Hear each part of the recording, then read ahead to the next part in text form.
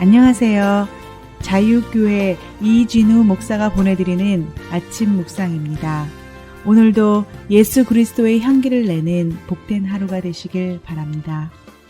10월 18일 금요일 아침 묵상입니다. 오늘은 율법의 기능이라는 제목으로 로마서 3장 19절로 20절의 말씀 묵상합니다. 우리는 율법에 있는 모든 말씀이 율법 아래 사는 사람에게 말한 것임을 압니다. 그것은 모든 입을 막고 온 세상으로 하나님 앞에서 유죄로 드러내시려는 것입니다. 그러므로 율법을 지킴으로써 하나님 앞에서 의롭다고 인정받을 사람은 아무도 없습니다. 율법으로는 죄를 인식할 뿐입니다. 바울은 유대인이나 이방인들이나 모두 죄 아래에 있다고 주장합니다. 그래서 의인은 단 한 사람도 없다고 선언합니다.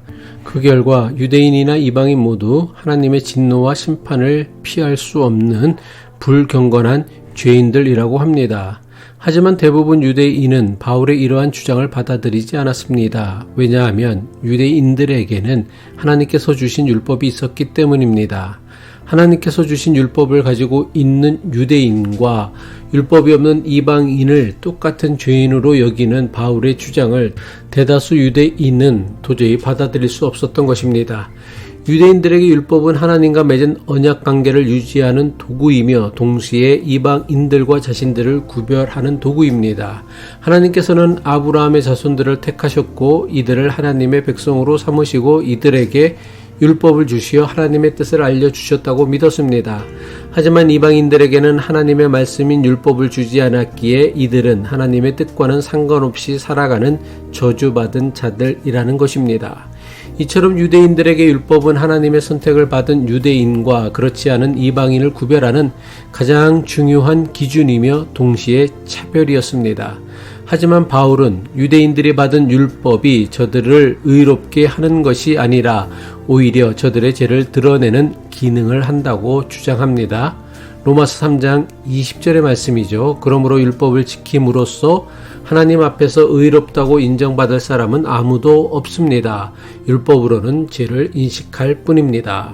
율법은 하나님의 완전한 기준을 나타냅니다. 그리고 그 기준 앞에서 우리는 우리의 부족함을 직면하게 됩니다. 율법을 통해 우리는 얼마나 자주 하나님의 기준에 미치지 못하는지를 비로소 깨달을 수 있습니다. 그래서 바울은 모든 입을 막는다라고 말한 것입니다. 로마서 3장 19절 후반부죠. 그것은 모든 입을 막고 온 세상으로 하나님 앞에서 유죄로 드러내시려는 것입니다. 모든 입을 막는다는 것이 무슨 뜻입니까? 인간이 율법 앞에서 아무런 변명도 할 수 없다는 것을 뜻합니다. 다시 말해 율법은 우리를 의롭게 하는 것이 아니라 우리가 죄인임을 드러낸다는 것입니다.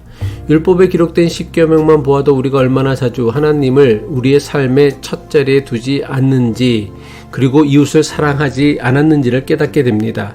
이러한 측면에서 율법은 우리에게 우리의 죄를 명백하게 볼 수 있도록 하는 거울 역할을 합니다. 율법은 우리의 수준을 깨닫게 하기 위한 수단으로 주신 것입니다. 그래서 바울은 율법이 없었다면 사람들은 죄를 깨닫지도 못하고 자신의 수준이 어떤지도 몰랐을 것이라고 주장합니다. 로마서 5장 13절이죠. 율법이 있기 전에도 죄가 세상에 있었으나 율법이 없을 때에는 죄를 죄로 여기지 않았습니다. 율법이 없었을 때에는 죄가 죄로 여겨지지 않았다는 말씀은 죄임에도 불구하고 그것이 죄라는 것을 몰랐다는 뜻입니다. 율법이 있기 전에도 이러저러한 무수한 죄악의 실체가 있었지만 사람들은 그것을 죄라고 여기지 않았다는 것입니다. 하지만 하나님께서 율법을 주셨기에 비로소 사람들은 그것이 죄라는 것을 알게 되었다는 것입니다. 예를 들어 설명하면 이렇습니다. 우리 몸에 암세포가 자라고 있다고 가정해 봅시다. 대부분 암세포는 사람이 알아채지 못하게 조용히 자라기에 사람은 자기 몸에 암세포가 있는지를 알지 못합니다. 그렇다면 사람이 어떻게 자기 몸에 남몰래 자라고 있는 암세포를 알 수 있습니까? 피검사나 CT 또는 MRA나 조직검사를 통해 자기 몸에 자라고 있는 암세포를 확인할 수 있습니다. 하지만 분명히 알아야 할 것은 진단 결과 암세포가 나왔다고 해서 이때부터 암세포가 생겨난 것은 아닙니다. 암세포를 진단하기 전부터 이미 암세포는 그 사람에게서 자라나고 있었던 것입니다. 진단을 통해 이미 있었던 암세포를 확인한 것뿐입니다. 유대인들이 자랑하였던 율법이 바로 암세포를 확인하기 위한 피검사나 MRI 또는 조직검사와 같은 것입니다. 유대인들은 율법을 자랑하였지만 율법을 가졌다고 저절로 인간의 죄악을 없애준 것이 아닙니다. 유대인들에게 주신 율법은 당신은 죄인이다라는 사실을 가르쳐주는 도구라는 것입니다.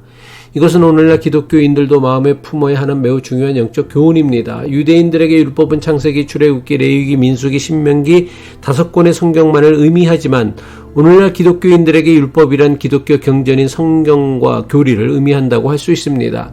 율법과 마찬가지로 우리가 경전으로 여기는 성경이나 기독교 교리가 우리를 의롭게 하고 구원하는 것이 아닙니다.